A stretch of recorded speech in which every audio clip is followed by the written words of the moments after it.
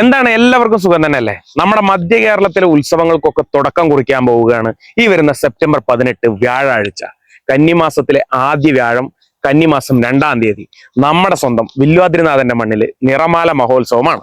മധ്യ കേരളത്തിലെ ഉത്സവങ്ങൾക്കൊക്കെ തുടക്കം കുറിക്കുന്നത് ശ്രീ വില്വാദ്രിനാഥന്റെ തിരുസന്നിധിയിൽ നിന്ന് തന്നെയാണ്.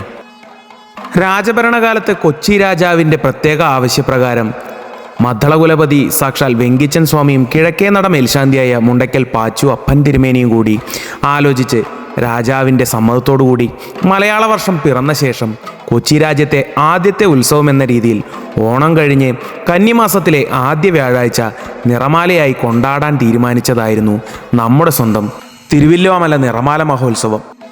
പൂക്കൾ കൊണ്ട് അലങ്കരിച്ച വില്വാദ്രിനാഥന്റെ തിരുസന്നിധിയിൽ വമ്പെഴുന്ന കൊമ്പന്മാരും പേരുകേട്ട വാദ്യക്കാരും വന്ന് നിറമാല മഹോത്സവത്തെ അതിഗംഭീരമാക്കുമ്പോൾ 26 മണിക്കൂറോളം ഇടതടവില്ലാതെ കൊണ്ടാടുന്ന ഒരു മഹത്തായ ഉത്സവമാണ് തിരുവില്വാമല നിറമാല.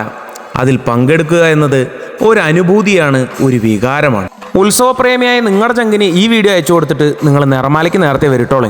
നിറമാല മഹോത്സവം ചന്തം പോലെ ആക്കാനായിട്ട് പേരുകേട്ട ആനകളും വാദ്യക്കാരും ഒക്കെ എത്തുന്നുണ്ട്. ആ കൂട്ടത്തിൽ നമുക്കും പങ്കുചേരാൻ, പരിപാടി കളറാക്കാം. എങ്ങനെ?